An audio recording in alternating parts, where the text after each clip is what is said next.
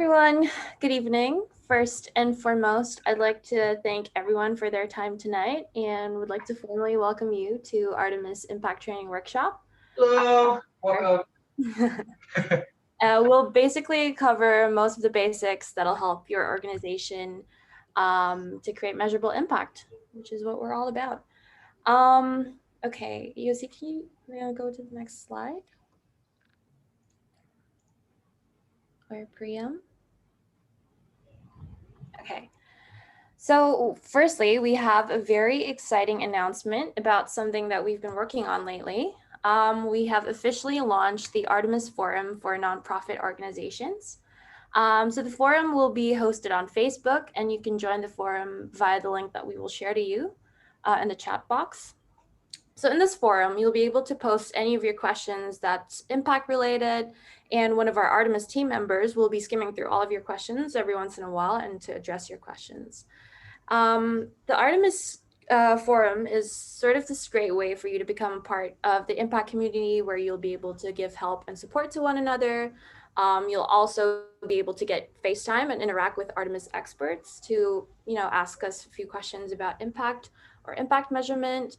And you'll also be able to have routine access to content about impact measurement and also grant announcements. Okay, so that is the first announcement. And the second one would be, drum rolling. Next slide, please.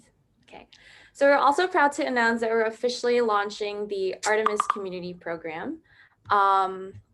So in this program, basically we'll be accepting applications from social impact projects, and the winning project will get a chance to win funding. So in this program, you'll also get a chance to receive impact training from Artemis experts, and we will cover the basics of impact theory. And in that training, you'll also be able to co-create impact strategies with Artemis experts. And additionally, you'll also receive access to Artemis Impact Management Platform's premium features free of cost. And there should be a link. One sec. I think the sharing just stopped. Oh, it's okay.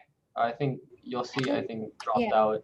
Dropped out. I'll share, as I think Yossi has internet issues, so just give me a second. Okay. I'll share. Yeah, we'll wait. Thank you, Priya. Thank you. Okay. Well, basically, there's going to be a link on the slide. I'm going to show it to you soon. Okay, so there's a link on the slide where you can go to see further details and send in your application from there. Okay, a few housekeeping rules. Please ensure that your mic is on mute for the duration of the presentation. But feel free to type in your questions in the Q&A section at any time during the presentation. We'll be sure to answer that. And please change your Zoom username format to your first name and your organization name. Okay, so we're through with the rules.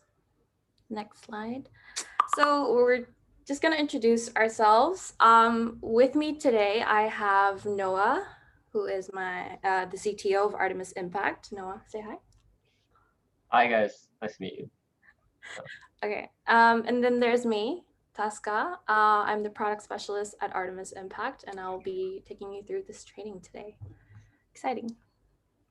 Okay, so on the agenda, we will go over the basics of impact measurement. A few things that we're going to cover. We'll firstly cover the benefits of doing impact measurement for your organization.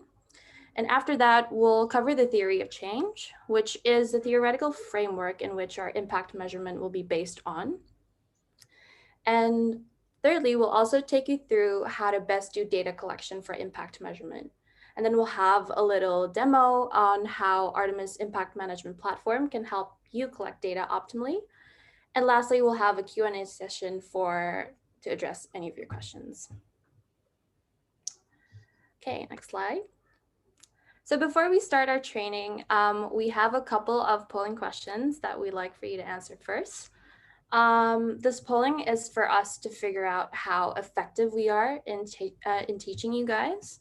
So don't overthink the questions and the answers, just do your best to answer them. Oh, is the poll closed? I think Priyam already. Okay, Okay. there you go. Progress. Amazing. Um, Take your time. We're gonna set a timer for maybe it's 9 questions, like 4 minutes, 3 minutes. Just see. Okay.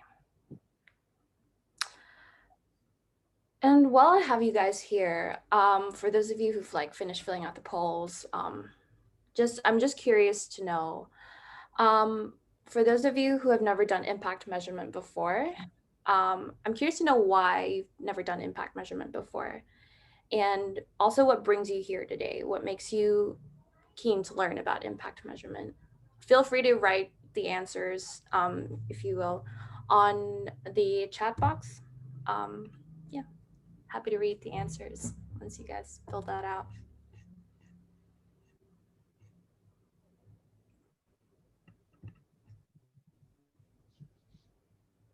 I think we got 2 more. Are these all the polling questions? They're in 2 different polls, so we'll have this one first and then the rest. Ah, okay. So 2 polls. Okay. All right. Amazing. What is the question once again? Oh, so the question is, for those of you who've never done impact measurement before, why have you never done it before?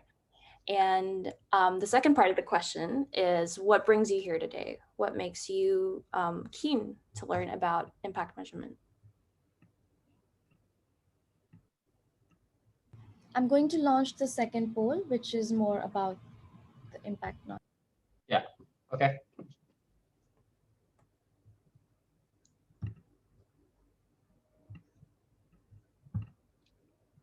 So please be sure to fill out this poll. This is just to measure our effectiveness. We'll do something similar at the very end of the training, just to make sure to test like if we're doing a good job.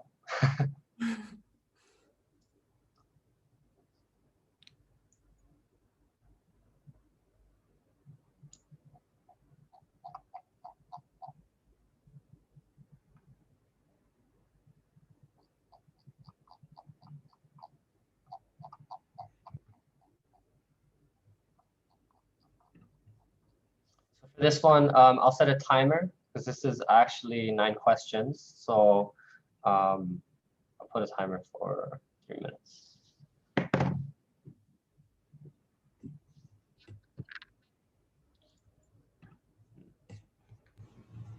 I think if you guys are not sure, what the answer is, you can just mark whatever is like you think might be correct. It is just like Noah said, for us to understand, if you're actually being able to help you understand impact measurement better. So just don't hesitate in, marking whatever question you think might be correct. Yeah. So I mean, sorry. And just like the SATs, you can guess. Yeah.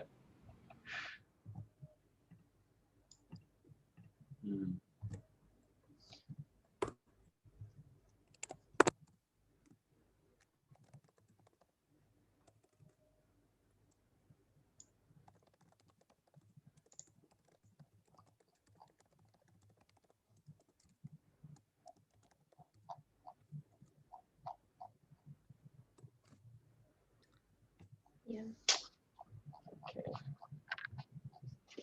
The one answer and amazing.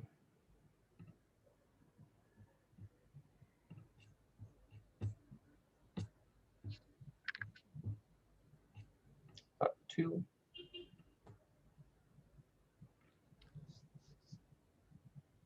4. Maybe you should play some Tupac. No? Maybe you should. For me, it can help my organization to count for a session. Nice. Very, very good answer.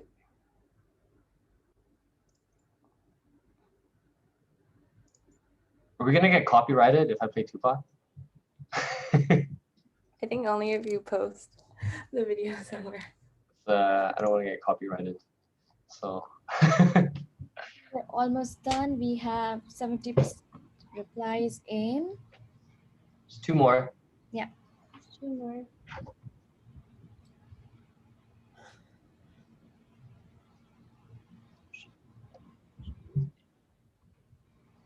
I think we can start the training. We've got 7% replies. Okay. Okay. Yeah, sure. It's also been like 3 minutes. Yeah, All right. exactly. Perfect. Oh, there we go. Sorry. There we go.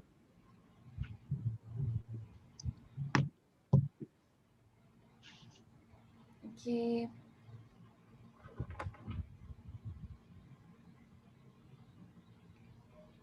All right. All right. Okay. Now, to start off, I want you to close your eyes and reflect on the answers to the questions that I'm about to ask you. Please take a minute to think. You don't have to answer out loud, but think about the answers and whether these questions resonate with you. I want you to think about all the social activities you've ever been involved in.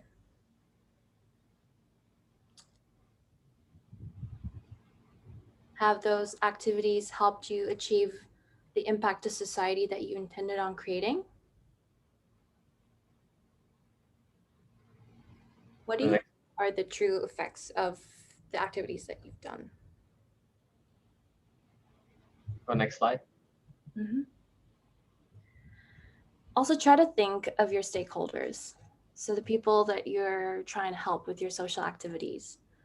Do you think that the effects of these activities have reached them? Do you think your activities have been helpful for them? And did it help them fulfill their needs?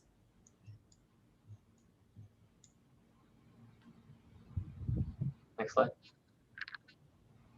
I hope you've all pondered a little bit, but so to be able to answer the questions that I've just asked you, you will need to be able to show the impact that you've created from your social activities. And one of the ways in which you'll be able to show the impact that you've created is by doing impact measurement. So what's impact measurement? Impact measurement shows the scale of the change that is brought about by your social activities. You're probably thinking, why do you have to do impact measurement? I can give you 4 basic reasons why you should do impact measurement. Firstly, by doing IM, you can show how efficient you and your activities are in creating impact for the donation money you're given. Secondly, impact measurement is also this great tool for you to communicate and check with your stakeholders to ensure that their needs are being addressed through your activities. Thirdly, by using IM, your chances to gain funding will also increase as you'll be able to show to donors that you're able to report on and be accountable for the impact that you've created. And my last point, the impact measurement is also a great way for you to show your donors that you are on track to create the impact that you've promised in the beginning. Next slide, please. Now you're probably wondering, how is impact measurement done? How do I do it and where do I start? Next slide. To start doing impact measurement, we sort of have to take a step back and understand the theoretical framework that helps support the measurement of impact, and that is by understanding and creating your own theory of change. What's a theory of change? A theory of change is a comprehensive and continuously updated description and illustration of how your social activities are creating impact. So what a theory of change does is it will help you visually map out how to achieve your desired change or impact by listing out the activities or interventions that you would need to do within a particular context. And all of this will help you attain the impact that you desire. What's in it for you to apply the theory of change? What are the benefits of following this theory? So firstly, the theory of change will help you plan out how impact will be created through your social projects or activities. From our experience in working with NGOs or NPOs, we found that a lot of social projects did not start out by thinking about what they hope to achieve from their social activities. Many just go into implementation and do what they think is best and improvise along the way. But one of the benefits of creating a theory of change beforehand is that the whole planning process can actually become a lot clearer for you and your stakeholders, as the theory of change will let you draw and see the relationships between each of your activities with the impact that you're trying to create. My second point is about suitability. So without proper planning, we often find cases in which there's this huge lack of correlation between the social activities that are being done with the impact that they intended on creating, or with the needs of the stakeholders. So with the theory of change, we can ensure that the activities that are being done by us are working towards the impact that we want to create. And it also ensures that your social activities suit the actual needs of your stakeholders. And lastly, with the theory of change, you can also communicate what impact you're trying to create and how you're going to create that impact. And this last benefit is particularly helpful for you as an organization for when you're looking for funds from donors. Okay, next slide. So what makes the theory of change actually unique as a framework is that you actually have to start by determining the impact or the long-term change that you want to achieve. And then you sort of work your way back to the activities that you need to do to achieve that impact. Now, what you're seeing on the slides are components to the theory of change, and I'm going to delve a bit deeper into each component. So we'll start off with impact. Impact is defined as the long-term change or effect which occurs in our society. So impact, in simpler terms, probably are large-scale changes that occur in our social, economic, or environmental conditions. Secondly, we also have outcomes. So outcomes are defined as the change that happens before impact can occur. So within the theory of change, there is short-term, mid-term, and long-term outcomes. Outcomes can be changes in people's behaviors or in the level of people's knowledge. And thirdly, we have actions. Action is defined as the activities that needs to be done for you to be able to achieve the outcome that you intended on in the first place. To put into simpler terms, actions are the activities that your organization's already doing right now, probably. And lastly, we have input. So input is defined as the resources that you would need to be able to conduct the activities that you have mapped out before. Input is what your organization might invest in on your social projects. For example, this could be the number of volunteers that you allocate to a given project. It could be time spent to do volunteering activities, or it could be money, skill set, and many other more. Next slide, please. So to put things into like perspective for you, not just throwing out words, this is an example of a theory of change from an Indonesian project called Peduli Pangan. Peduli Pangan is a project that addressed food security issues that was inflicted by the COVID-19 pandemic. I'm not going to go into too much details, but you can look at the slide, and this is pretty much what a filled out theory of change would look like. And I want you to pay attention to the arrows. Each components are interlinked with one another by the use of arrows. So within the theory of change, these arrows are used to indicate causalities between one component to the other. Next slide, please. Now I'm going to go into each of the steps to design your own theory of change. So the first step is you need to identify the core problem and its root causes. The second step is you would need to outline the impact that you want to create in the long term. And the third step, you'll have to outline outcomes that you want to achieve. Then afterwards, you'll need to define actions that need to be done to achieve outcomes, along with identifying the outputs that you'll be needing to do those activities. Now, I'm going to go into much more detail about each step now.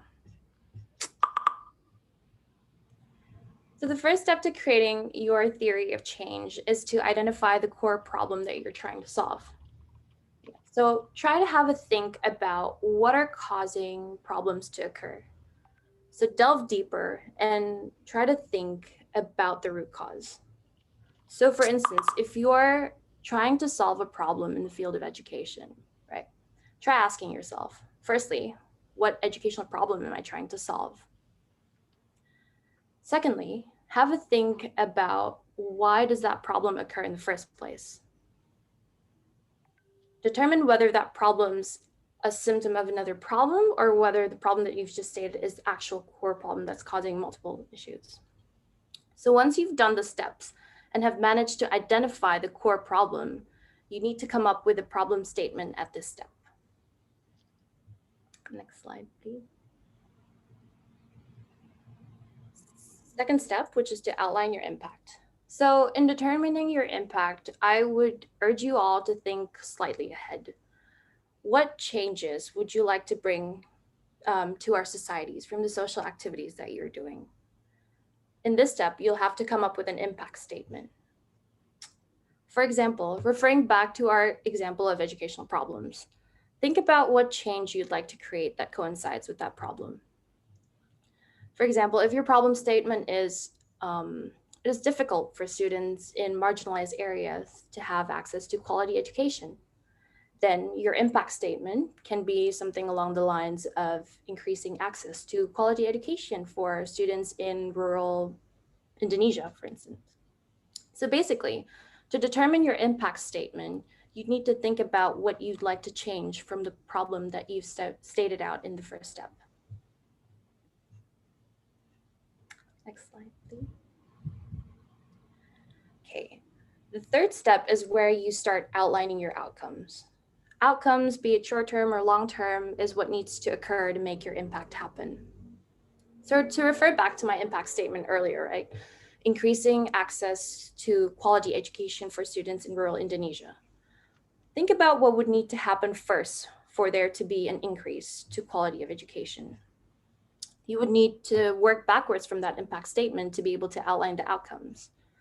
So it could be a multitude of things. To increase access to quality education for students, you need for there to be, for instance, I'm just giving examples, you'd need an increase in the supply of skilled teachers, for instance. You'd need increased access to usable school facilities, and so on and so forth. So these are outcomes. Next step. In the fourth step, you start to ask yourself, what tangible actions would you have to take to achieve the outcomes that you stated earlier? To put things into better perspective, I'm going to give you an example right here. One of the outcomes that I'm trying to achieve is to, for instance, increase the supply of skilled teachers in a given rural area.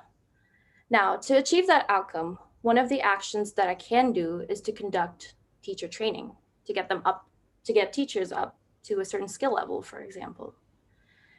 Now, if another one of my outcomes is to increase book supply for school children in a rural area, the action that I need to take is to distribute school books to school children. So try to state your actions in a very general manner. You don't need to go straight into too much details, and try your best to use verbs to describe your actions in the theory of change. Next slide. And the final step is to determine the resources that you would need to do the actions that you've just outlined. So earlier I mentioned that one of the actions that I would like to undertake is to teach teachers to get them up to an adequate skill level. So for this action, I need things like logistics to conduct training. This could be where I'll be holding the training, or the human resources to conduct the training, if I'm doing it myself or if I'm hiring another professional to do the training. So these are the resources that you would need to consider in this step. Next slide. Okay, so I know that I'm just, telling you a bunch of theory. So we're going to go straight into practice to design a theory of change so that it makes more sense, hopefully, for all of you. The company of my friend Noah here with me. Hello, that's what I'm here for. Do one of you need to share your screen now?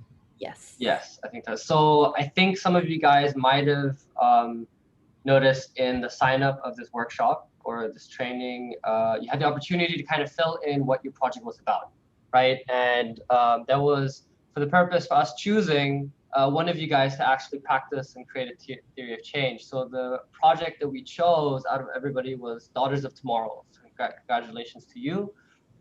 Today we're going to be going to create a TOC and doing some impact measurement structuring on a very high level. Obviously, this is an interactive session. We're probably going to make a lot of assumptions. Some of them may be wrong. You can message us later later about that.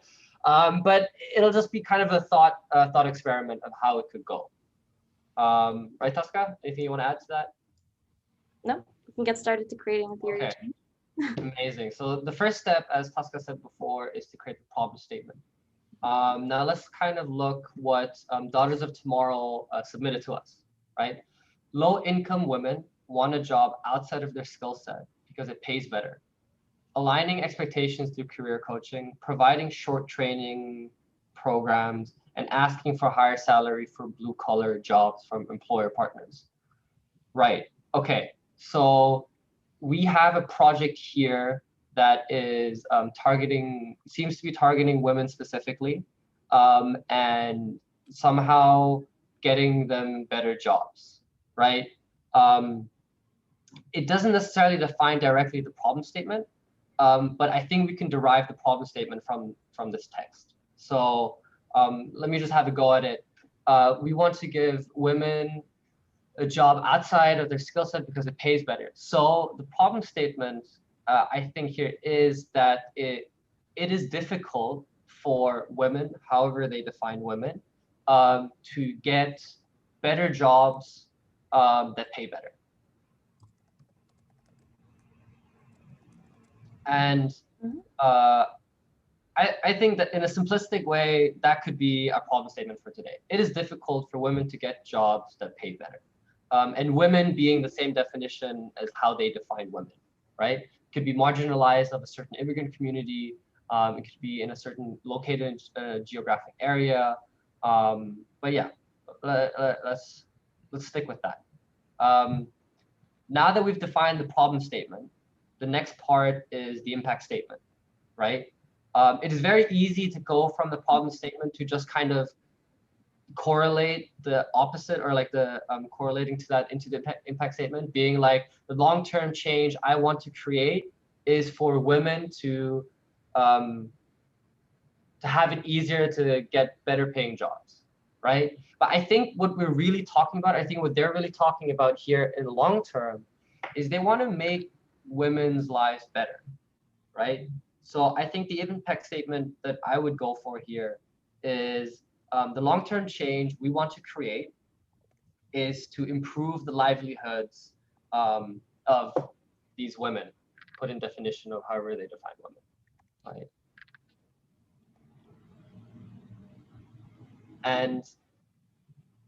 And the method of achieving that impact statement is by getting them better jobs, right? So it's like it's a chain, right? So the long-term change is you want to improve their lives, right?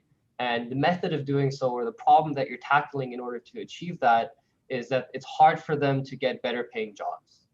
So with that in mind, let's now look at the first step, right? So the third step, we've defined the problem statement, we've defined the impact statement.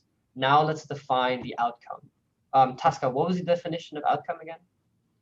My definition of outcome is changes that would need to occur before impact can happen, before Right. it can be achieved. So what is the change that happens for the impact statement to come true, right? Impact statement being improvement in livelihood, right? And I think looking at what Daughters of Tomorrow kind of gave us, the providing short training program. So that's the method, skill set because it pays. Okay, so pays better, right? So they want to improve the livelihood. So the first outcome is improve. No, the change that you want to see is gain better livelihood. Yeah. Right, and then we can define livelihood as later when the other parts come. Before that, so gain better livelihood. That's the last outcome. That's the most close to the impact statement. Now let's go one step further. What needs to happen to gain better life outcome before that, right? I think from the project, the way we've kind of defined it before, the outcome that I think we want is get better employment.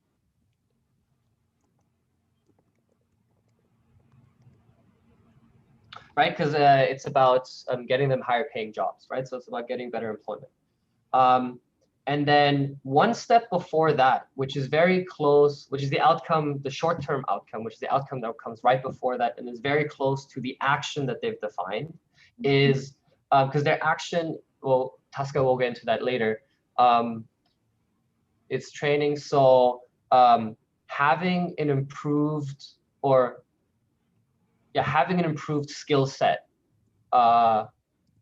would be the outcome, or becoming better as a worker. Yeah, phrasing, you could name it or say it as such, but just receiving the training and then being an improved worker or having a higher skill set in something, that's the next outcome, or the outcome before that. Okay, so now we have defined all the outcomes that lead up to the impact statement, which is great. You're basically almost halfway there. Tasca, you want to do the last bit? Yeah. Okay. So now we're getting into actions, which is basically what you would need to do as an organization to make the outcomes happen. So I'm going to take having improved skill set as a worker as the outcome of choice today to sort of determine the actions. You'll need to define the actions for each outcome, am I right now? Or you'll have to draw causalities between one another. Yeah, you have to say that one causes the other. Like having an improved skill set will get you better employment, and getting employment will lead to being a better livelihood.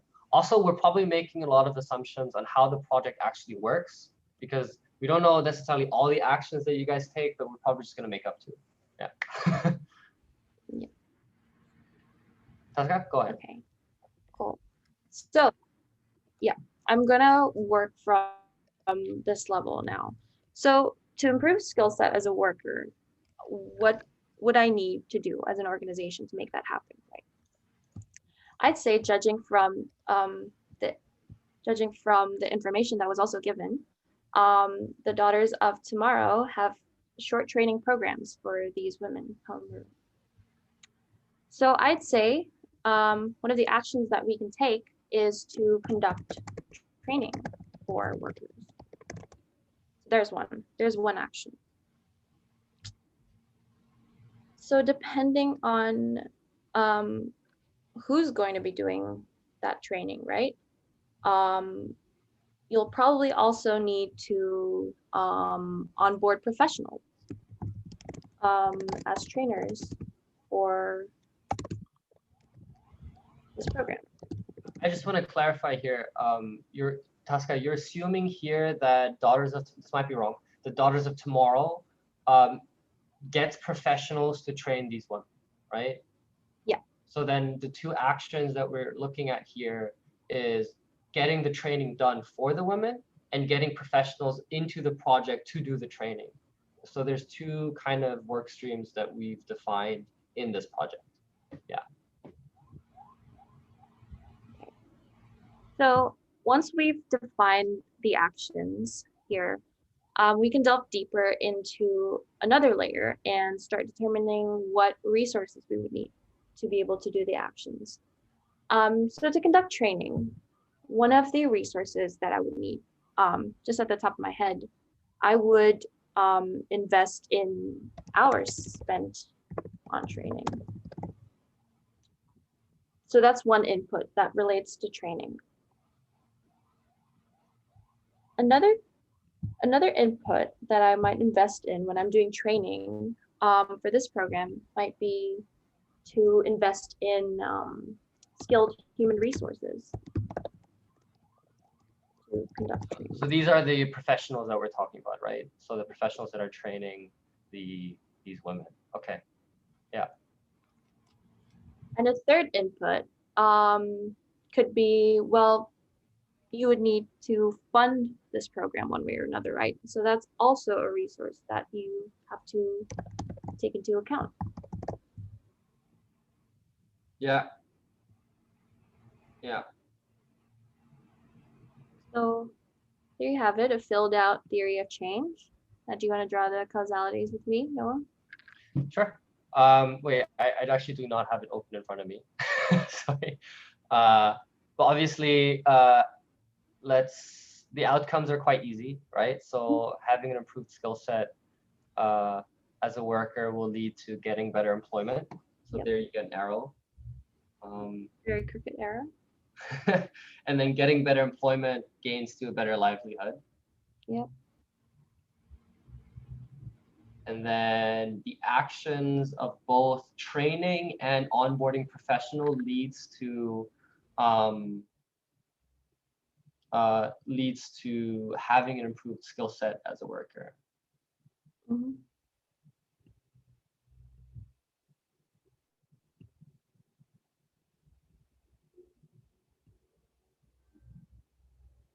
Oh, those are nicer arrows. And then obviously inputs lead to the actions, right? So our spend on training goes to conducting training of workers, skilled human resources to conduct training goes to the other one, not that one, should be to onboarding, right? And then funding money probably goes to or the management of such. So here we can kind of see how visually we've structured this simple project by first defining the problem statement and impact statement, which is the key thing, right? And then creating a causal loop, a causal chain of reactions of how we are hypothesizing or how they are hypothesizing that they're creating an impact, which is super important that over time, you'll be able to see if you're actually creating impact or not, because you can go back and check these assumptions, right? Maybe you're missing a step. Maybe the causal loop doesn't really work. So this is a nice visual reference that you can work with. Okay. Okay, I'm going to stop sharing. And Priyam, are you going to share the presentation? And if you guys have questions, like feel free. We do know that it's quite theoretical. Hopefully the practical example helps. But yeah. Okay, second part, data collection for impact measurement. So the theory of change and building that was kind of the structure, right? But which is not directly applicable to impact measurement, but it's needed as a foundation, because you need that structure to then properly measure impact with that. Okay, let's go to the next slide. So again, we had our theory of change with input, action, outcome, and impact. And then with this frame in mind, let's go to the next slide. We want to attach indicators to each level of the framework, right? And then within the indicator, there's also such a thing that we call data points, but we'll explain that later. But what I want for you guys to understand from this slide is basically that you want to almost measure every layer of the theory of change, right? Because you want to see how much resources you're putting in, and out of those resources, how much action you're actually creating. And out of those actions, you're measuring the indicators that will measure your outcome, and then ultimately also try to measure the impact according to the indicator. Yeah, okay, we'll get in more detail later. This is an overview. Next, so there's 6 basic steps when it comes to data collection.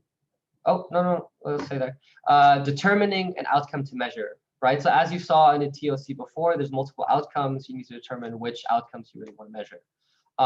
Second one is determining the indicator for the outcome. It can be multiple too. Then setting a target, setting a goal within that indicator. The fourth one is determining the data points that you need. We'll get into that later. Methodology, and then formulate the questions. Believe me, part 6 is the easiest part. Once you get to, once you've done 1, 2, 5, 6 is very easy. Okay. So step 1, determine an outcome to measure. What outcomes do I need to and can measure? Now, the distinction here, or the point that I wanted to bring, is that in a theory of change, you might have a lot of outcomes. We did a very basic one just now, but in a theory of change, you can have up to 3 or 4 outcomes, or maybe like 6 or 7, of which 2 or 3 you actually do not really care about that much, because it's not too important to see if you're creating impact, but it's just it's a step in a chain. It's a step in a causal chain. So that's why you need to choose. Let me see if I'm not missing anything. You need to choose the outcome that you want to measure and approximate how are you going to measure it. There's a question in QA. Before I go on, should we Tasca, should we answer it now? Answer live. So let me just read this. After outcome, do we need to put input or go directly to activities? After outcome comes activities, and after activities comes input, right? Because the input fund the activities, and out of the activities come the outcome. Zach, I hope that was clear. If it wasn't clear, you can ask for more clarification. Oh, output. Okay, output is normally when you go on a TOC, you'll have output in there. The way we incorporate output is that it is a measurement of an activity. So we took it out as a full layer, and it's just a measurement of activity. And we'll get to that later. I'll mention output later when we get to indicators. Is that all right? Oh, well, you can't say anything. I'll just like answer live, done, answer live, done. And I'll get to the other question later. Okay, let me just get to next couple steps. Okay, so this was step 1. Pick the outcomes that you want to measure. Let's go to step 2. Indicators, right? So the indicator, what unit can I use to show that I've achieved my outcomes, right? So in an example, we're going to go over the example, specific example that we were talking about later. But if we're measuring an outcome that we want to improve the livelihood of a farmer, right? And we define livelihood by how much the farmer makes, like in terms of salary per month, then the indicator we're going to choose for that outcome is salary per month, right? Or if an outcome is defined as how many students I've trained in reading, then the indicator is the amount of students that I've actually taught. So now to go to your earlier question of where does output fit into this? When you attach an indicator to action, that is output, right? So let's take the example of reading, right? Teaching kids how to read. The action is teaching kids how to read. The indicator is the number of kids taught, and that number is your output. So I hope that was clear. If not, we can. It'll hopefully become clear later when we go in the real life example. Okay, that's so next one. Determine the goal or target. This is very important. A lot of projects go into impact measurement, and one step they forget is that once they have defined the indicator, they need to also set a goal, right? You need to think about what is the goal that I want to achieve with the funding that I've received, because usually it's funding by project, right? And what is a feasible goal I can actually reach, right? Yeah, we'll get to detail later. Let's go to step 4. Determine data points. All right, this is where it gets a little bit more complicated. What data points would I need to measure my indicators? Oftentimes, it can be that an indicator is made up of multiple numbers or a calculation of numbers, right? So if my indicator represents percentage increase over time, or like percentage increase, or the fact that a farmer has 20% more salary now than before the project, then the data point that I have to collect is not only the amount of money they're making now, but also the amount of money they're making before, and that over a percentage function, right? So, or sometimes the outcome is I want to increase the average literacy rate in the village by 5%, right? So the data point that you need is how many people are actually in the village, how many people can read, and how many people cannot read. And then you have to calculate an average over time. And those are the data points that make up an indicator. So in the kind of structure of a TOC, you have an outcome on the highest level, an outcome on the highest level. And then within the outcome, you've attached an indicator. And an indicator is calculated by sometimes multiple, sometimes just one data point.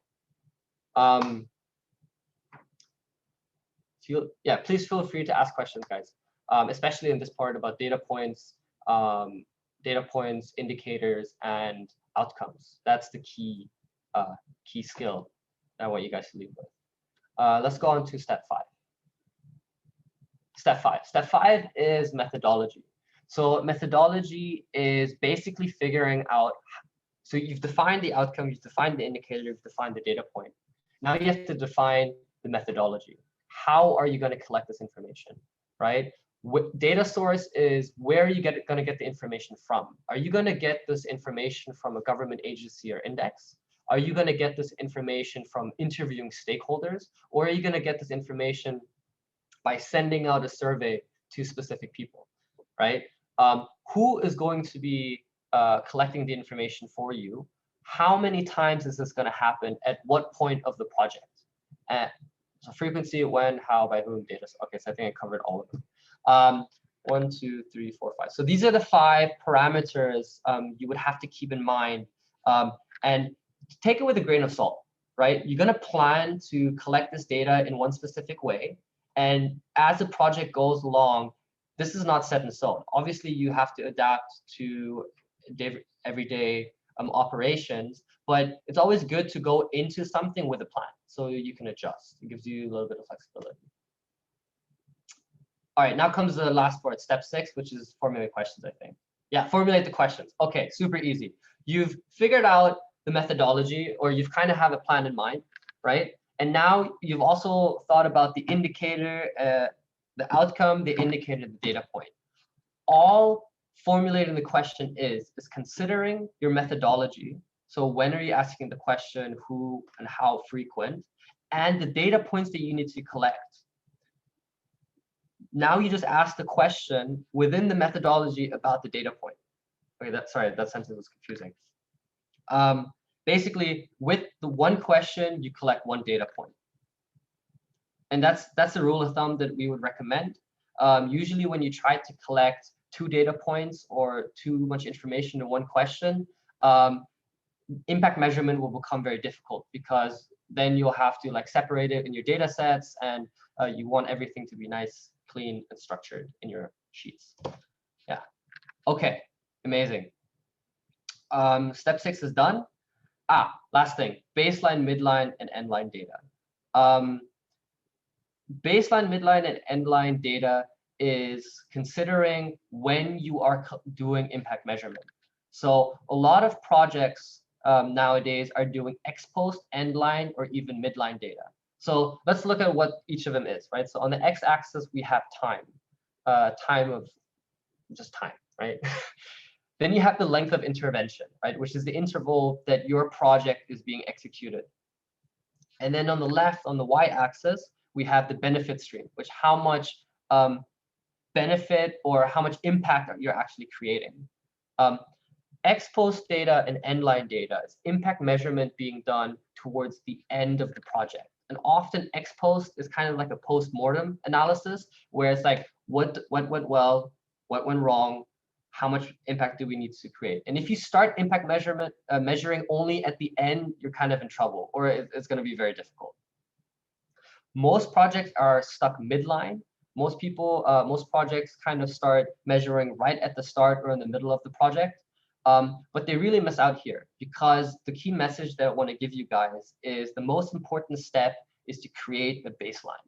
So baseline is starting the impact measurement before your project intervention, because this will allow you to compare how much, or like what the status quo is of whatever indicators you're calculating. And then with your project intervention, you can see the attribution, or like the amount of positive impact your intervention is doing on top of the baseline.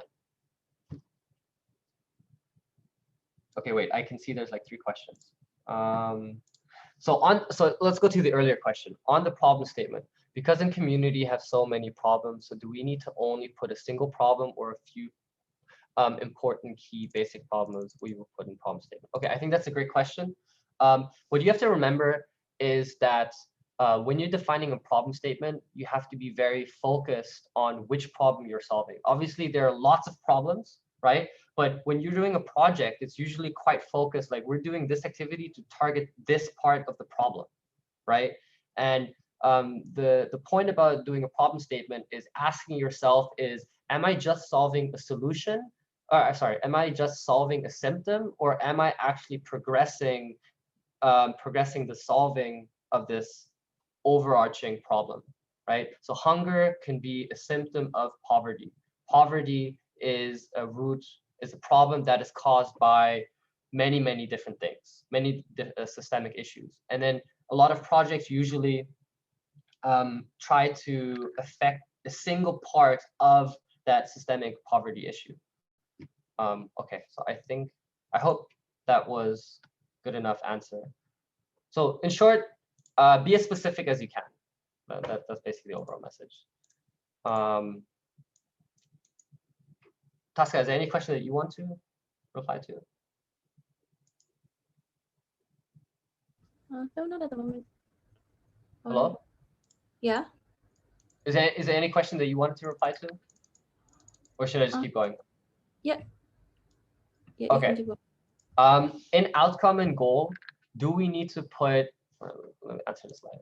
So in outcome and goal, do we need to put exact time? When will we achieve by like 2023 or kind of percentage?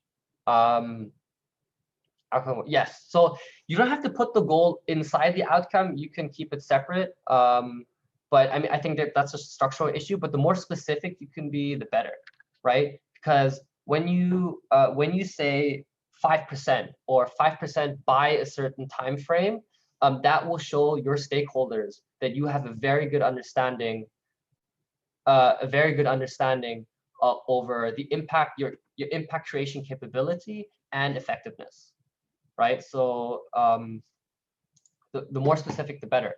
Also, once you have your KPIs, right, it's very easy to get motivated to achieve them because you have a goal in sight and a target. Okay, so I'm just gonna answer that one.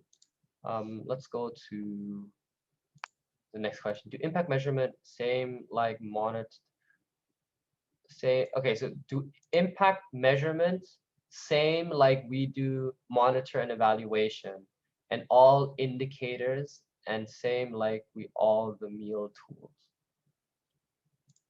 All right, sorry, Denta, I don't quite understand this question. Maybe you can rewrite the wording a little bit, and then we can do our best to respond to it again. Yeah? Amazing. So considering that, we've talked about data collection, we've talked about baselining. Again, baselining is super important. Do it. It'll increase the transparency and show your impact much clearer.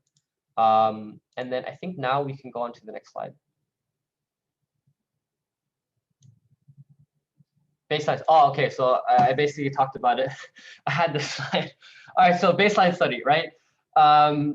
It's basically an analysis of the situation prior to the program's intervention, right? So you can do this in just impact measuring before the project, or you can do this as a study before the project, kind of do like a base assessment, or you can actually also have a control group that you measure, and where you do a control group that you measure throughout your project that you do not put any project intervention to. Okay, the benefit of this is it gives you a base comparison over the change and how much is it changed over time. Yeah. Okay, let's go to the next slide. Whew, that was a lot of talking. Let's do the exercise. It's gonna be fun. So basically the 6 steps that we talked about, right? So data collection, indicators, data points. Let's try to apply that to Daughters of Tomorrow and the TOC that we created beforehand. Okay, I'm gonna start sharing my screen just so we have a visual aid, you know? Yeah, of course. Sounds good. And going back to Denta's earlier question, I think impact measurement and monitor and evaluation, they're similar. Definitely that some people you have to do impact measurement to allow monitor and evaluation to be done properly. But monitor and evaluation is very specific. it means very specific things in the donor world. What we're talking about today is more focused on just impact measurement. Of course, you can use impact measurement to aid monitoring and evaluation. But yeah, maybe we'll do like a workshop on M&E once. We'll see. That's a whole other different topic. Okay. Okay, where are we at? Impact measurement, outcome, indicator, goal, data points, and meal. Impact measurement overlaps much of it involves data collection that membership maybe helps you with for monitoring. Oh, okay, so it's some of the panelists is helping me. Thank you so much. Let's start with the outcome, right? So we're just gonna do this with one outcome. Yeah. The outcome that we will choose, let's choose the long-term outcome, gain better livelihood. All right, let's write that in.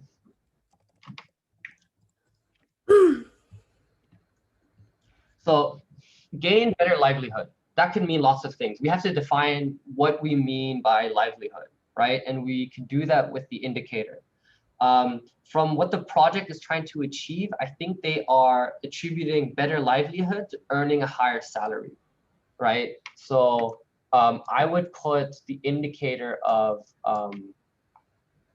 salary earned into this outcome. Of course, you can choose other indicators. I think having or being above the poverty line, there are lots of indicators that the UNDP has available for you that you can choose, and they're easily like do you have a toilet, like how big is your house, how many children do you have, healthcare, life insurance, like all these questions that basically define livelihood and life expectancies, all that kind of stuff. So lots of indicators you can choose from. But let's just, for today's sake, just choose salary earned, right?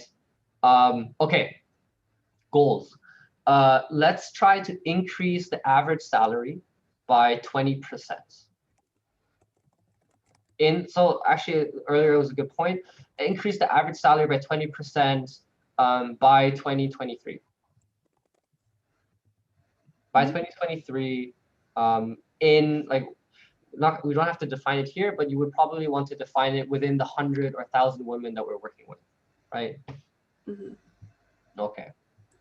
Okay, data point. So increase average salary.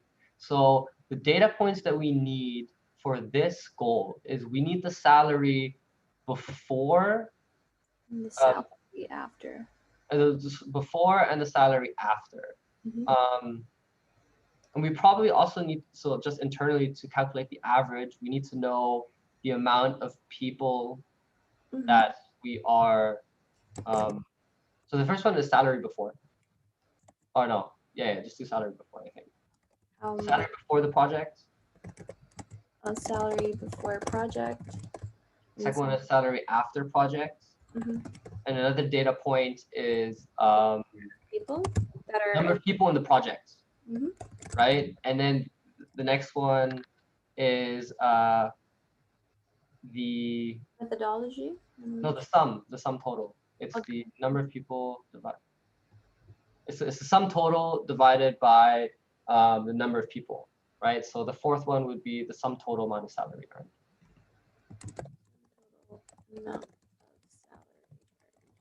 So with the bottom two numbers, okay, so I would put that to the bottom. Right, so with the bottom two numbers, you calculate the average salary, and then with the number before and the number after, you calculate the change, right? So it's actually kind of complicated outcome or a kind of complicated goal that we give ourselves. It's calculated with 4 data points. Okay, now comes methodology, right? So now looking at the data points and looking at the indicator, we can probably calculate the number of people that are in the project and the sum total salary earned ourselves. We don't have to ask anybody that, right? But we do have to ask people about their salary before and after our project, right? We have to check over the 5s. When, frequency,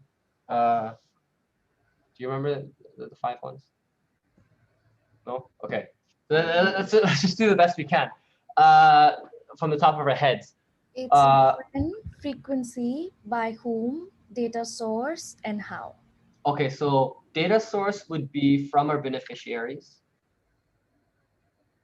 Frequency before and after the project. By whom would be maybe one of our project members is going to do a pre and post interview with each of our beneficiaries. Frequency by whom, when, and data source. I think that's the 5, right? Yeah. Okay, amazing. Are you gonna write that, Tasca? Are we gonna write that down? Yeah. Okay. Interview, right? Yeah, pre and post interview. Data source is beneficiary. Beneficiary. By whom is done by a project member. By whom? Use Project member. project member. And when?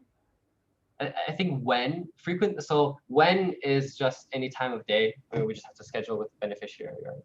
So I think that's fine. We can just leave it at that. So now that we've defined methodology and we've defined the data points and kind of thought about everything, the questions seem very simple, right? You just derive the 2 data points saying salary before and salary after, and form that as a question, right? So how much? How much salary were you earning before the project? How much salary were you earning for the project? And then the second question, which you would probably ask post interviews, how much salary are you earning now after the project?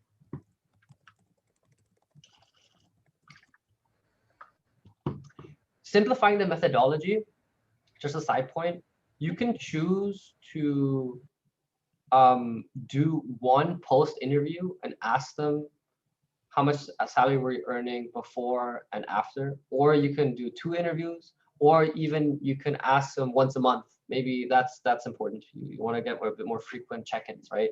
So really depending on what type of data you want and what type of data important is to show to your stakeholders, that's what you have to think about when you're creating your methodology. Cool. I think that's it from my part. Let's go back to the presentation.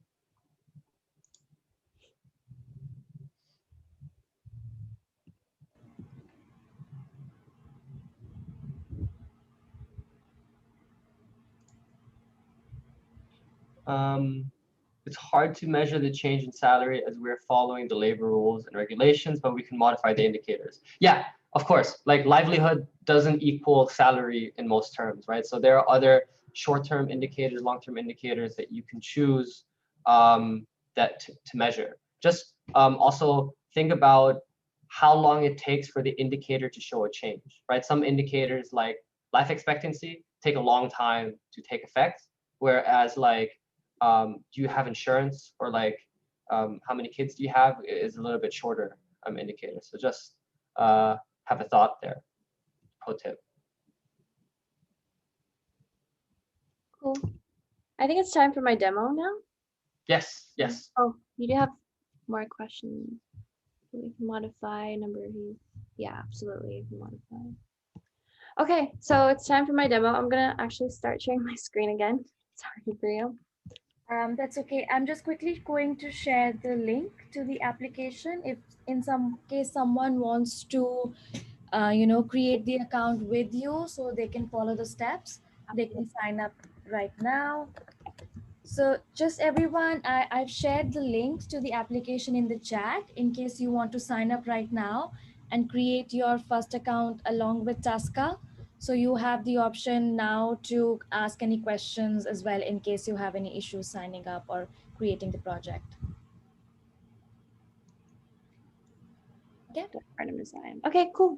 So I'll now begin the demo. For those of you who are doing this with me, you're welcome to follow the steps as that I will show on the screen.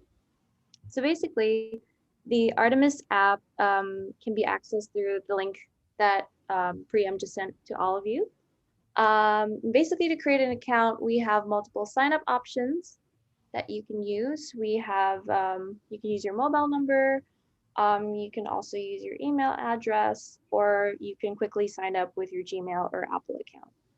But since I've created an account, I'm just gonna quickly log in with my Gmail.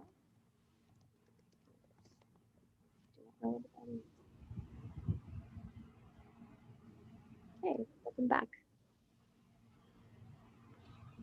So after logging in, you will start seeing your dashboard. And if you haven't made any projects before, chances are your dashboard will be completely empty when you start. But because I've created projects before, what you're seeing now is saved data that are associated to my previous projects. Now I will begin to show you how to create a project using this app. Firstly, you'll click on the Create Project button that I just clicked earlier, and then you will start to be asked to fill information that is associated with the projects. So the first information that will be asked is to upload a picture of your project. I have a lot of pictures here, but I have one ready now to upload. Okay, then you can start naming your project. For example, I'll call my project Her Empowerment Indonesia. And then you can start filling in more information in the project description. Maybe this will be of reference for you. I'm just gonna quickly fill out something at the top of my head. This project provide basic upskill training for women in marginalized communities. Actually, I'm gonna zoom in first just so everyone can see bigger. Okay, looks better. And then you can match your project with the Sustainable Development Goals that have been set by the UN that you think are most suitable with your project. So as you can see, we have 17 SDG goals that you can choose from. But for the purpose of this demo, I will choose SDG number 5 because I feel like that is the closest to the project that I'm demoing, gender equality. Now, there's always the option for you to choose a sub-goal, which is a lot more detailed than your goal. And you can just click on the toggle right here. But for the purpose of this project, I'm not going to go into that much detail, and I won't choose a sub-goal for this. For the next part, you will need to start categorizing your projects. So these categories are actually broader social themes in which your projects are associated with. We have a couple of suggestions here. There's education, humanity, culture, disaster relief. But again, choose the one that's most relevant to your project. And so for myself, for my project, the closest category would be women empowerment. And then you will be asked to define the actions that the project is going to take. And what I mean by actions here is the activities. It's pretty much the activities that your project is going to be doing. So in my case, since I'm going to be providing training, the actions that I'll choose is teaching. Okay, and many of you might think at this point, like, why should I define the categories and actions to my projects? So categories and action labels act pretty much like hashtags and other social media platforms. So using tags for your project will make your project become accessible to other people who are looking for similar kinds of projects. So I think it's good to label accordingly. And the last step in the project creation flow, you will have to configure the settings to access your project. So one of the main functions of the access policy is that you can regulate who is able to see your project, who is able to edit it. The options of the access are the 3 that you can see: public, semi-private, and private. So I'm just gonna choose public for purpose of this demo. And I'm gonna go ahead and publish my project. Oh no. Sorry. That's a plot twist. Okay, well, that's the project creation. I have a couple of projects that are Yeah, you can just cancel out. You have yeah. too many active projects. I'm so active. Sorry. So the information that you filled before can actually now be seen on this is what our project page looks like. And all the information that you filled out before can actually be seen on the information tab on your project page. So sorry, this is written in Bahasa. Probably not, some of you might not You have an understand. English project? Community development. Yep, I do have an English project. Okay, so there goes my description, my SDG goal that I chose, the categories and action. But on this app, you can also use other features. One of the features that I'll go deeper into firstly is the survey feature, where you can make surveys to be used in the field by your volunteers. And this feature could really help you in step 6 that was explained earlier by Noah in the process of impact measurement. Now I'll show you how to create a survey. So firstly, click on the create button.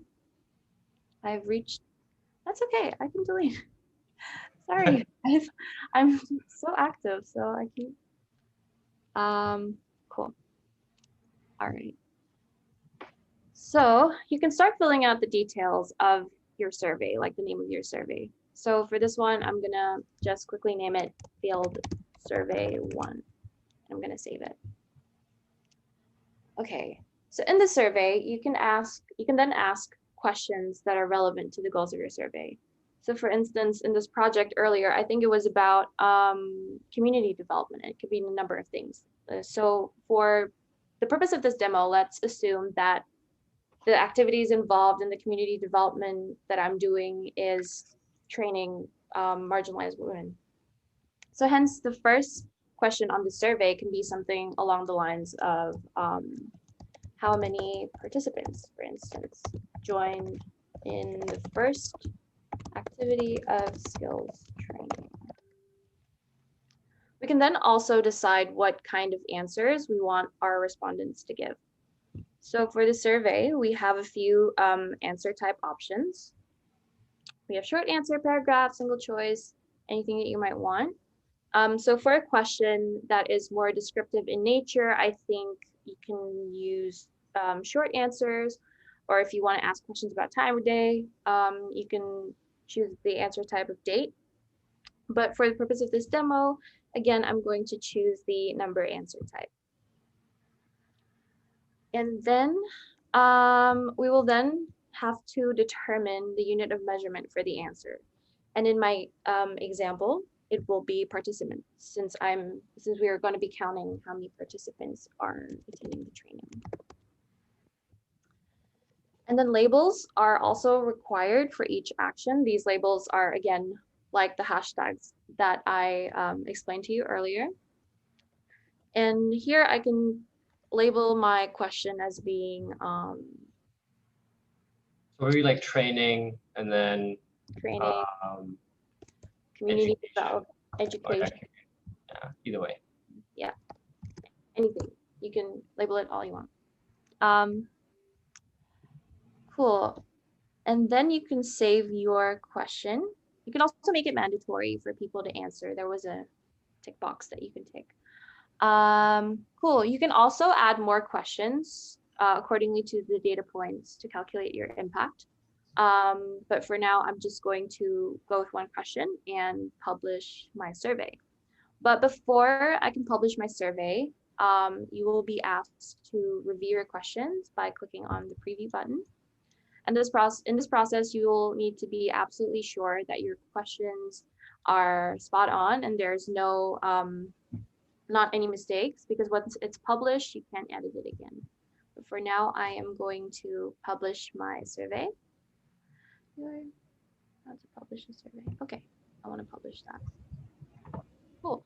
And your survey, field survey 1, is saved. This impact management platform also has a live data feature, which I think is really cool. Basically, Wait, it you means want, Aska, before you go on, do you actually want to share the survey with the participants? I was about Oh, you're about to do that? Okay. to. That's okay. So it has a live data feature, which means you can receive data from your respondents live. And to do this, you can click on this button and it'll give you a link that you can share to your volunteers. So for now, I'm going to share with all of you if I can. So there's basically, I just want to add on real quick. There's basically two ways of getting data in our ecosystem. Like either you want to share the link with stakeholders or anybody that you want the survey to reply, or we also have a mobile application that you can give to your volunteers or project members that they can download. And then there'll be a member of this project and can respond to the surveys. For now, only online, but we will support offline survey submissions soon too. A lot of NGOs and nonprofits have to work in rural areas where internet is a real issue. So obviously getting data there might cause trouble. Okay, that's good. Sorry. Oh, good. No, that's fine. So I've shared the link to the survey on the chat box, and if you can, fill out the question that I just made. Just make up a number, answer whatever you like. And I'm going to show you what the live data feature on our app looks like. So let me know if any of you have filled out. Maybe Priyam or Noah, if you guys have filled Yeah, I'll fill something out. Yeah, I've done it already. 5,000 participants. 5,000. Amazing. 5,000. Sounds like an amazing project. Filled it up already, Taska. Okay, thank you. So to access data right away, you can use the featured table where all the answers that are given by the respondents can be seen here. So straight away, I'm seeing Noah. I am seeing guests, a lot of guests who have answered my survey question. So you can get it like just instantaneously almost. Cool. And if you haven't published many surveys before, you can also filter out your data to see answers from specific surveys by clicking on this drop down. As you can see, I have had 2 other surveys. Okay, cool. So the next feature that maybe I should go over data. Okay, so data, you can see the total number of submissions that you've received in your project. You can also see the number of contributors, when was the last survey submission date. All this data is accessible on the data tab. I just want something to add. You might want to ask, how am I going to get this data? Maybe you want to do some data analysis on it. You see that little arrow with a download sign on the top right? So that we allow you to download your data as an Excel sheet. So whatever data analysis you need to do any type of reporting or that sort, you can do it by downloading the data yourself. Yeah. We have some pro features that are out too that create dashboards, but unfortunately they're not available for free. But yeah, we can show that maybe on a different training day. For sure. Okay, so another feature that is available on our platform is the member feature. I already have Noah in this project, but you can always invite other people, invite your collaborators simply by putting in their name or phone number or email address. Of course, they would have to have an Artemis account prior. So these members are actors. So I'm an active participant in this project. So I am a data collector for her, right? She's still the one managing this project. Later in our roadmap, what we have coming up is that you'll have collaborators on the project. And when you have collaborators on the project, they will be joining the project as another organizer, which is different to me being a normal member right now. Cool. And the last feature that I would like to go over is the map feature, which sort of gives you information about the location of the response, where your survey responses are coming from.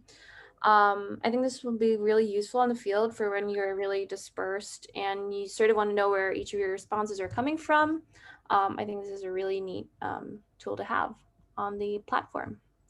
And then you'll also have multiple basic functionalities here on the app. You know, you can download your data, like Noah said earlier. You can edit your projects. You can also close it once it's finished, and you can always delete your projects. I'm going to go back to my dashboard. Oh, and we also have a notification feature for when you want to receive updates about your project. Thanks, Tosca. Are there any questions on, so I think we've built this tool in mind, knowing that people need to measure their impact. People need to measure their impact usually in a form of a survey or a form. And this is just a simple tool for you guys to use to start doing that. In the roadmap, what we have oncoming and ongoing is the whole process of the theory of change that we did manually today. We want to put that on the platform for you guys to use. Have a nice visual aspect, visual feature for you guys to have a good experience building your theory of change as well. Other things that we're looking into is also automated reporting, but that also depends on who your stakeholders are. But yeah, lots of exciting stuff coming on the platform. This is just the start. Yeah. And that also concludes my demo for today. Priyam, would you mind sharing the presentation again?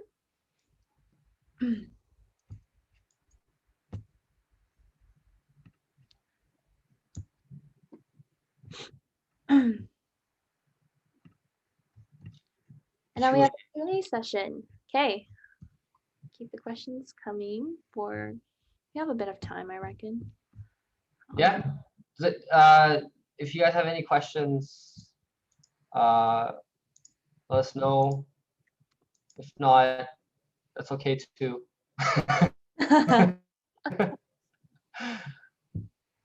We do need to do polling again once before we end the session though. Okay. Wait, there's one question that came through about data privacy of the participants.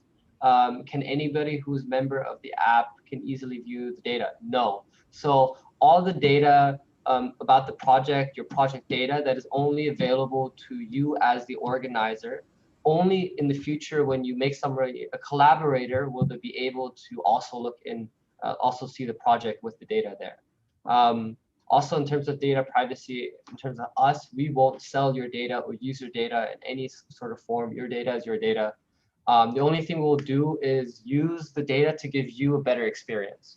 And we'll only, if you read our data privacy policy, if you're interested about that, find it there. But yeah, nobody else will be able to see your data unless you want them to. Okay, go to polling. Okay, there is one more question, I think, in the Q&A. Oh, yeah? Oh, let's see that. What kind of results we will get from Artemis app survey template? The app survey template. Sorry, where did you see the template? So survey templates is something that we're building still. It's not something that's complete yet. We do realize that there are certain formats, especially certain indicators that are used again and again and again. So hopefully in the future, in 2021, we'll be able to offer that to you guys as well. Yeah, but good to know that that's something valuable for you.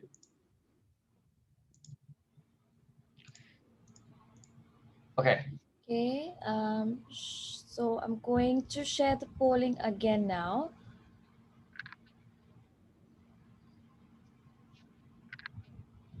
This is, like we said again, just for us to see how effective our training was. So these are the same questions that you filled up earlier, which you can fill up now again. Hopefully all of you will get it right. Yeah. Also to see, you know, how much sort of it helped you. Yeah. Noah, would you like to discuss the answers to these questions after this poll, once it's filled up? Yeah, sure. Yeah. So everybody knows if they're right or wrong. It's for also you to know that, you know, if the training helped you. Yeah. I'll be very honest. So when I will go through the questions, I haven't read through them either, so it'll be new for me.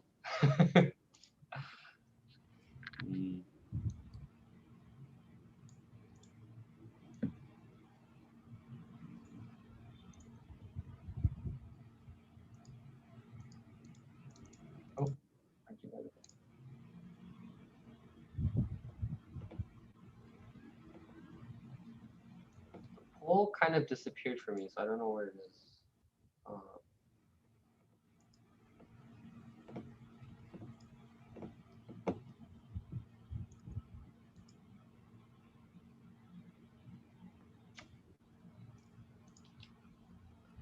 Okay, we're still waiting for responses. We'll give a couple of more minutes.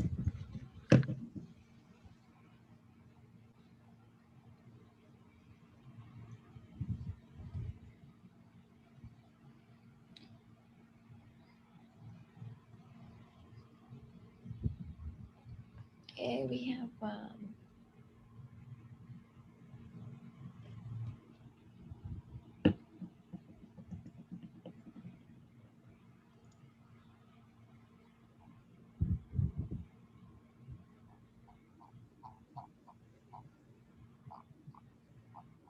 We only have 2 out of 11, right?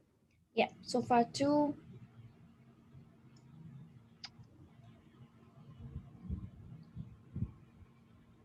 Amazing. Getting more.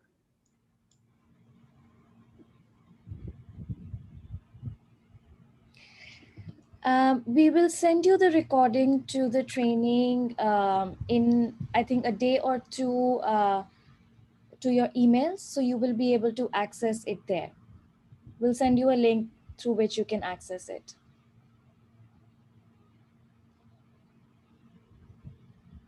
Let's wait 1 more minute, just Yeah. because we would like to get as many responses as possible. This is really useful for us. Yeah.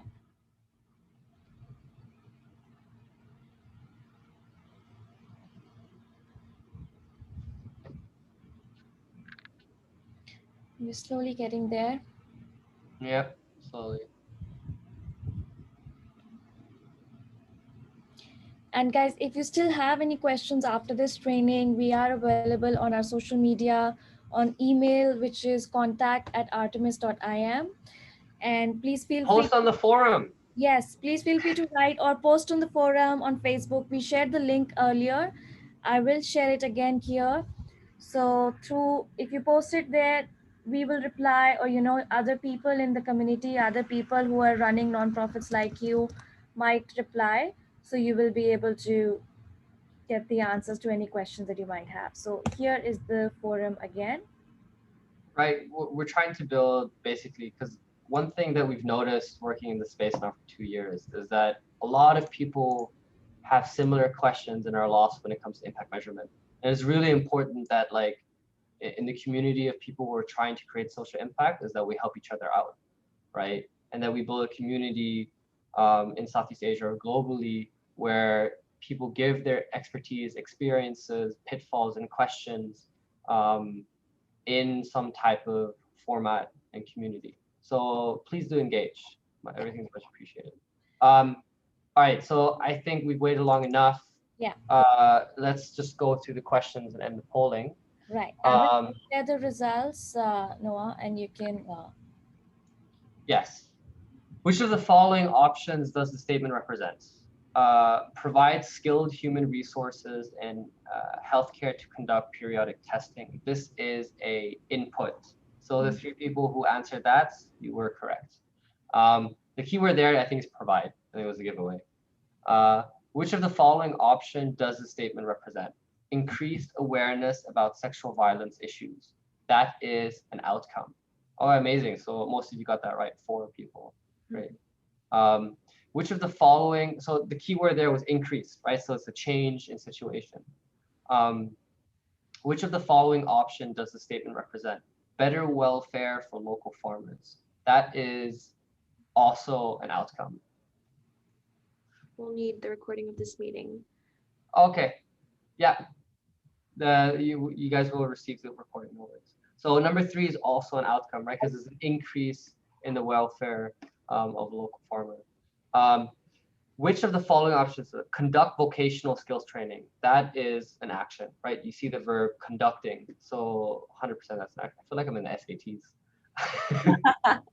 The next statement, percentage increase in small, medium enterprise income. So that is an percentage increase. That's an indicator. What? Percentage? Yeah, actually, that's an indicator. Yeah. I had to struggle for that too for a second. Percentage increase in small medium enterprise income is an indicator. Correct. With the last month, how many items were sold? Oh wait, which of the following within the last month, how many items were sold? That's a survey question. That is a survey question. Yeah, correct. Thanks, Oscar. Aim to induce an increase in small and medium enterprises income by 40% in 6 months. That's a goal, 100%. That is a goal. Yeah. Oh yeah, most of you got that right too. Questions will be asked during an interview with small medium enterprise owners by volunteers in the local area, and data from the interviews will be submitted on the Artemis Impact platform. That is a methodology, right? It's not. Two of you said it was a question, but there's no question mark at the end. It's not a question. All right, the last one. The income of a small medium enterprise 6 months after the program intervention. Wait, the income of a small medium enterprise is 6 months after the program intervention, and the income of the small medium enterprise prior to the program intervention. That is a data point. I see most of you got it right, but there were a few that missed it. Data points, not gonna lie, is the hardest concept to get your head around. But this was definitely a data point. Yeah. I hope the explanation sufficed. Yes, I passed our own tests. Great. I think that concludes the training for today. Yeah, we would thank you so much, guys, for joining the training. We just have one last thing to ask of you. It's just one question, which is more as a feedback that you can give to us. And, because we are here doing this for you. So it's very important for us to hear from you guys, what you thought of it. So just one last question. And then, have a good evening, everyone. Yeah, once you answer, you're free to leave. Have a good night. Have a glass of wine. I'm sure I'm going to have one. It's a long day. Thank you, everybody. You can follow us on our social media. We post a lot of informative content there. We have regular blogs on our website as well, where we share not just this information, but also more information about the grants we have available with us or any other activity that we might do. And so please feel free.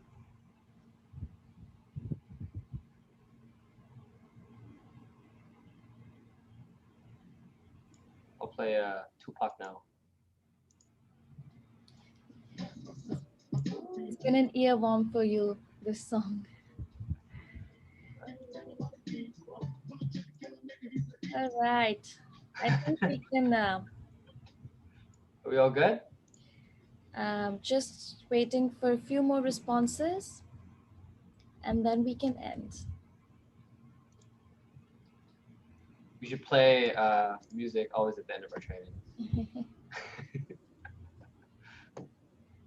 Amazing. Everyone's given the responses. Thank you so much, guys. All right, thanks everybody. Have a good night. We hope it was useful for you.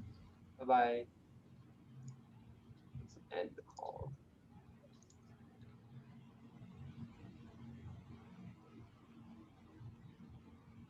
Why did he leave? No, we're just waiting. Thank you so much, everyone. Have a good night. Good night. Thank you.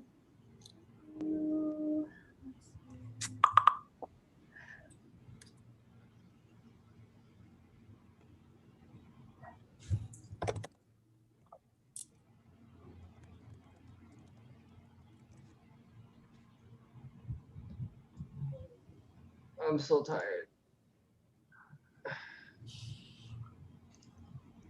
What was it? We're waiting for some of the attendees. Leave? Oh, eliminate. Sorry. Hi, Mercy. Hi, Demta. Thank you for all the questions. Sorry.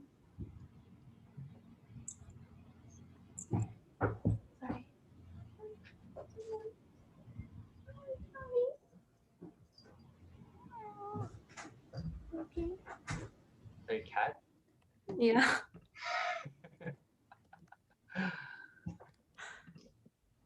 Should get a dog. I should get a dog, actually.